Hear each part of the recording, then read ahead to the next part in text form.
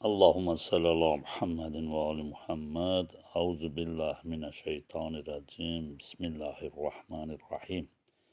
İnna ataynakal kevser. Fesalli li rabbike venhar. İnne şâniyeke huvel abtar. Sadakallahul aliyyül azim. Çox hörmətli və əziz bizi eşidən, əziz Allahımızın gözəl bəndələri, İnşallah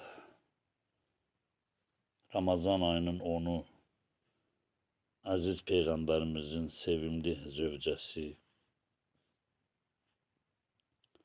vəfalı həyat yoldaşı, möminlər anası Həzrət Xəccə Kübranın Salavatullah aleyhanın vəfat günüdür. Başda İmam Zaman Əcəlallahu Farac və Taala olmağına bütün Əhl-i Beyt sevərlərə təsliyyət arz edirəm. Qiyamət günü Xədicə Kübra aleyhissalam və onun əziz həyat yoldaşı İslam Peyğəmbəri Muhammed sallallahu aleyhi və aleyhi və salam və əziz imamlarımız sizlərə də şəfaatçı olsun inşallah. Xanım Xədicə Kübra aleyhissalam Ümmül Müminin adı da daşıyır. Hicrətdən 68 il əvvəl Məkkə şəhərində dünyaya göz açıbdır. Atasının adı Xuvaylid ibn Əsəd, anasının adı isə Fatimə binti Zaidət ibn Asim idi. O, İslamı qəbul edən ilk qadın idi. Biz Həzrəti Əli əleyhissalamın Qasiyə xutbəsində onun fədakarlığını İmam Əli əleyhissalam xatırladaraq buyurur ki, İslamın əvvəlindən çətin anlarında İslam dini Rasulullah sallallahu aleyhi və salam Xəccənin evindən başqa heç bir evə daxil olmamışdır. Mən də üçüncüsüyəm. Yəni ilk dəfə Peyğəmbər əleyhissalam Peyğəmbərliyə yetişəndə, tək Allahlıq dinini təbliğ edəndə Məhəmməd Peyğəmbər əleyhissalam özü, sonra Xədicə Kübra əleyhissalam və üçüncüsü Əmir-əl-Mömin Əli ibn Əbu Talib əleyhissalamdır ki, buyurub biz üçüncüyəm, İslamı qəbul etmişdik. Bu Nəhcül Bəlağada 192-ci xutbədir, Qasiyə adlanır.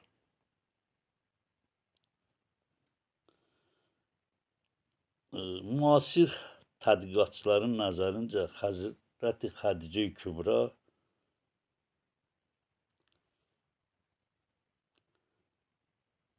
Məhəmməd Peyğəmbər əleyhissalamla evlənməzdən öncə heç vaxt evli olmayıb. Müasir tədqiqatçıların, İslam alimlərinin fikri o cürdür.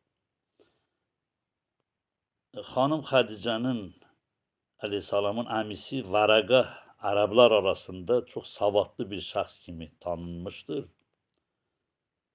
O Tövrat və İncili çox mütaliə etdiyi üçün gözəl bilirdi. Deyirlər, o tez-tez deyərdi, Qureyş tayfasından bir nəfər insanları hidayət etmək üçün Allah tərəfindən Peyğəmbərliyə seçiləcək və sərvətli bir qadınla ailə həyatı quracaq. Xədicə əleyhissalam bir gün yuxuda görür ki, günəş Məkkənin üzərində dövrə vurub, yavaş-yavaş aşağı enərək onun evinə daxil oldu. Xanım Xədicə əleyhissalam öz yuxusunu əmisi Vərəqəyə danışdı və o İncili, Tövratı çox bilən əmisi Vərəqə dedi, şöhrəti aləmi bürüyəcək bir kişi ilə ailə həyatı quracaqsan. Bu da bizim Biharul Ənvarda 6-cı cild səhifə 104-də qeyd olunub. bilirik biz Peyğəmbər əleyhissalam Qureyşdəndir. Əzizlər, Qureyşin bir neçə qolu olub, onlardan Haşimilərdir. Məhəmməd Peyğəmbər Haşimilərdəndir. Məhəmməd Peyğəmbərin 5-ci ulu babası Qusey, Xədicənin də 4-cü babasıdır. Yəni bunlar Qureyşdəndir. Xədicə Kübrə də Qureyşdəndir. Ancaq Haşimilərdən deyil. Babaları bir kökdəndirlər.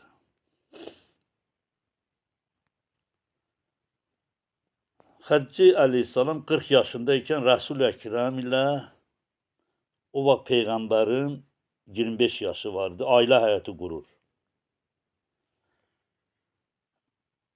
Bu ailədən onun Qasım, Abdullah, Ruqayyə, Zeynəb, Ummal Qulsum və Fatimə Zəhra adlı 6 övladı olur. Övladlar, yəni oğlanlar Abdullah və Qasım uşaq yaşlarında ikən dünyasını dəyişirlər. Bu həzrət çox iffətli və ismətli olduğu üçün cahaliyyət zamanında ona Tahirə, İsmətli xanım ləqəbi vermişdilər. Rəvayət və hədislərdən belə məlum olur ki, Həzrəti Xədicə Kübrə əleyhissalam atadan qalan mal-mülkdən başqa onun çoxlu sərvət və əmlakı var idi. O ağıl və nüfuzdə də üstünlüyə malik idi. Bilirsiniz, böyük bir ticarət var idi. Onu idarə edirdi. Bacarlı, ismətli bir xanım idi. Əqəbə ibn Əbi Məlt İbn Əbi Şahab, Əbu Cəhl, Əbu Süfyan kimi çox sərvətə sahib olan şəxslərin hər biri ayrıca Əbu Süfyanın elçiliyinə gəlmişdilər. Lakin o qəbul etməyib, nəhayət Peyğəmbər əleyhissalamla evlənməyi qəbul etdi. Bu izdivac xüsusi fərz və mərasimlə həyata keçdi. Yəni xüsusi bir tərzlə, bir qayda ilə həyata keçdi. Həzrəti Xədicə Şəbi Əbu Talib mühasirəsi zamanı həyatının ən çətin dövrünü yaşadı.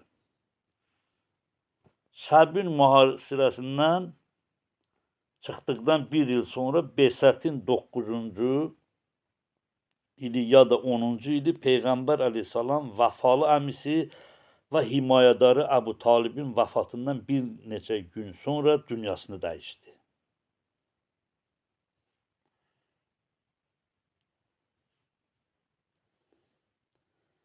İslam Peyğəmbəri əleyhissalam həmin ili Huzun ili, yəni qəm-qüssə ili adlandırdı. Əbu Talib əleyhissalam bu Məhəmməd Peyğəmbərin əleyhissalamın əmisi Həzrəti Əlinin atası idi.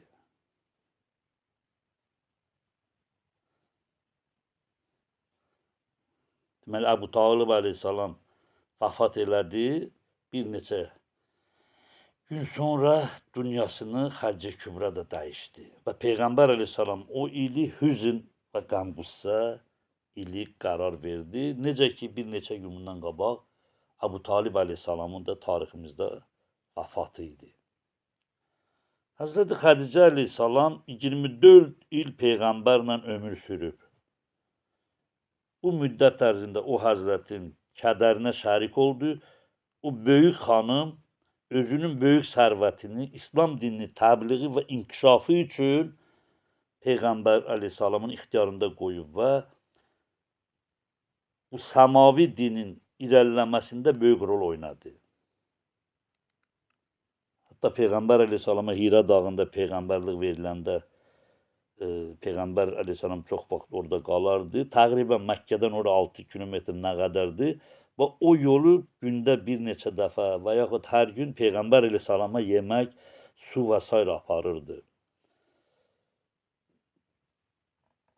Peyğəmbər Əkrəm əleyhissalam Xədicənin ona göstərdiyi mehribanlıqları və fədakarlıqları heç vaxt unutmurdu. Hər zaman onu xatırlayıb ona salam deyərdi.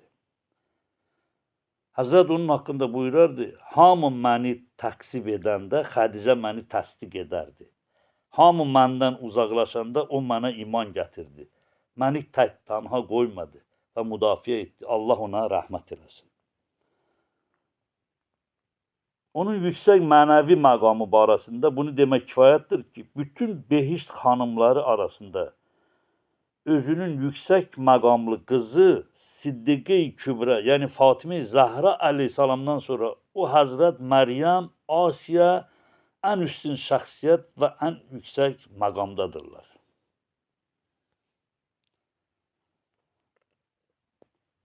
Həzrət Xədicə əleyhissalam qadınlar içərisində İslam Peyğəmbəri sallallahu aleyhi və aleyhi və səlləmə iman gətirən ilk şəxs idi və özünün bütün mal, dövlət və sərvətini İslamın inkişaf edib yayılması yolunda sərf etdi. İslam Peyğəmbəri sallallahu aleyhi və aleyhi və səlləm ona qarşı məhəbbəti elə yüksək bir səviyyədə idi ki, onunla Həzrət Əbu Talibin vəfat etdiyi ili hüzün və qəm-qüssə ili adlandırmışdı. Nəql olunmuşdur ki, Peyğəmbər sallallahu aleyhi və səlləm vaxtaşlı bir heyvanı qurban kəsər və onun ətini Həzrət Xədicəni istəyən, ona məhəbbət bəsləyənlərin arasında bölüşdürərdi. O böyük şəxsiyyəti, o alicənab xanım şərafətli ömrünün son anlarında Peyğəmbər sallallahu aleyhi və səlləmdən xahiş etmişdi ki, öz abbasına onu büküb ona kəfən etsin. Yəni, o boyda varı ki, Peyğəmbər əleyhissalam ixtiyarın qoymuşdu, Peyğəmbər kasıblara, onu evi olmayanlara, belə deyək, evlənə bilməyənlərə, tamam o miskin Allah bəndələrinə, o qapıya pənah aparanlara, o kasıblara xərc eləmişdi. Özü ölüm ayağına yaxın, hətta Fatimə Zəhra əleyhissalamı çağırıb və ona atadan deyilən darıxmasın, yəni Peyğəmbər əleyhissalam darıxmasın. Bəs əbbasına məni, bilirəm kəfən yoxdur, büküb kəfən etsin. Həzrət Xədicənin bu sözündən ki, 5 yaşı vardı, Fatimə Zəhraya dedi, Zəhra gəldi atasına dedi, atası gözündən belə bir cür narahatlıq yarandı. Deyir, ey dünya, Xədicə Kübrənin bir belə varı, indi axırda onun kəfən almağa imkan yox. Bu dəm Cənab-ı Cəbrail Allah tərəfindən biz hədislərdə eşitmişik, qapını döydü və Peyğəmbər əleyhissalama salam verdi və dedi, bu cənnətdən Allah Xədicə Kübrə üçün bunu göndəribdir. Bu cənnət kəfənidir, narahat olma, ona kəfən edəsən. O ki, Peyğəmbərə həmişə Cənab-ı Cəbrail Quran ayələri, surələri nazil edəndə buyururlar, çox vaxt həmişə Allahın salamını Xədicə Kübrəyə çatdırardı. Hədislərimizdə o da vardır.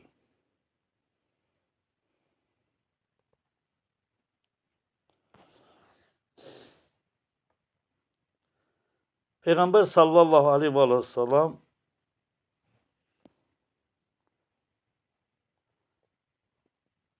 bu alicənab xanımı Məkkə şəhərində Əbu Talib qəbristanlığında yerləşdirib, yəni dəfn edib. Pak qəbri hal-hazırda Cənnət-i Mualla deyərlər. Onun adı Şeybu Əbu Talibdir. Xədicə Kübrə də orada dəfn olunubdur. Hal-hazırda Məkkə ziyarətinə gedənlər oranda ziyarət edir. Orada Əbu Talib əleyhissalamın qəbri var və Peyğəmbərin oğlu Qasım Abdullah və ona yaxın o qohum-əqrəbadan orada onların qəbri vardır ki, Allah istəyənlərin hamısına o ziyarəti qismət eləsin.